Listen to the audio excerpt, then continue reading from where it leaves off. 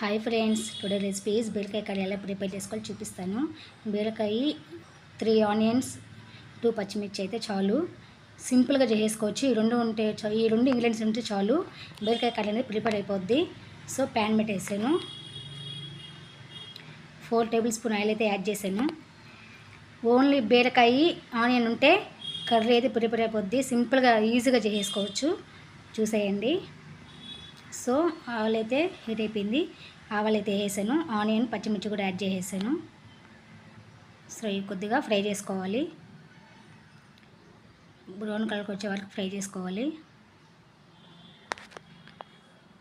ఎప్పుడైనా ఇంట్లో ఏమి కూరగాయలు లేనప్పుడు బీరకాయ ఆనియన్ ఉంటే చాలు, ప్రిపేర్ చేసుకోవచ్చు. సో ఆనియన్ కూడా మగ్గిపోయింది, బీరకాయ అయితే యాడ్ చేసేస్తున్నాను. 30 మినిట్స్లో అయితే కర్రీ అయితే రెడీ అయిపోద్ది. దీనికి ఎక్కువ టైం అయితే తీసుకోదు. సో ఒకసారి ట్రై చేయండి, ఈజీగా సింపుల్గా టేస్టీ కర్రీ.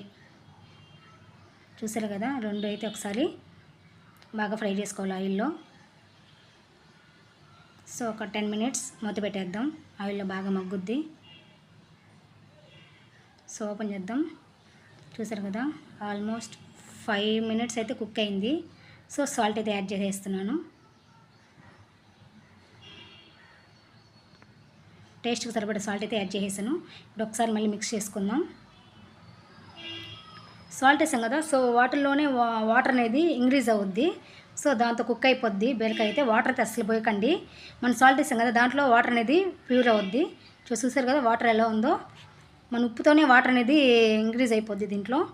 సో ఒకసారి మళ్ళీ కలిపెట్టుకుందాం.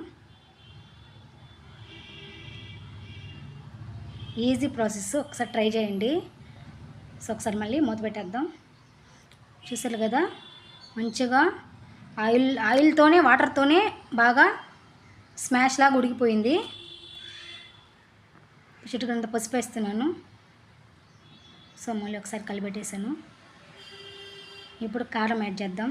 ఇందాక పచ్చిమిర్చి వేసాను కదా, సో ఇప్పుడు కొద్దిగా కారం అయితే నేను యాడ్ చేస్తున్నాను. చూసారు కదా, 1 table spoon oil, 1 table spoon కారం అయితే యాడ్ చేసేసాను.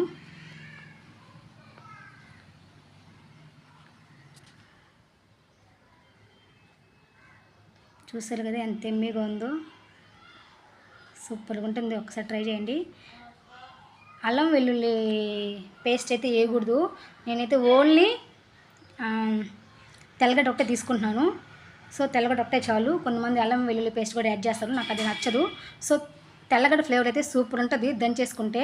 ఒక్కసారి ఇలా నాలాగా ట్రై చేయండి, టేస్ట్ అయితే అమోఘంగా ఉంటుంది. ఇప్పుడు వెల్లుల్లి అయితే యాడ్ చేసేసాను కదా, ఒకసారి మళ్ళీ అటు ఇటు కలిపెట్టేసుకుందాము. వెల్లుల్లి వేసినప్పుడు ఫ్లేవర్ వస్తుంది, మస్తుగా వస్తుంది ఆ ఫ్లేవర్ అయితే. నాకు భలే ఇష్టం ఆ ఫ్లేవర్ అంటే. సో చూసారు కదా ఎంత బాగా మగ్గుందో. ఇప్పుడు మళ్ళీ ఒక 10 మినిట్స్ మూత పెట్టేద్దాం.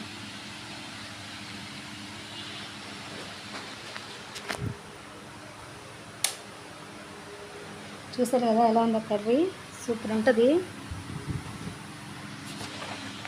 ఒకసారి ట్రై చేయండి, ఎమ్మీగా ఉంది కర్రీ అయితే. Simple and easy. ఇన్నిసార్లు ఎందుకు చెప్తున్నానంటే టేస్ట్ మాత్రం అదుర్స్లో ఉంటుంది. అందుకనే please do like, share, subscribe and comment చేయండి ప్లీజ్.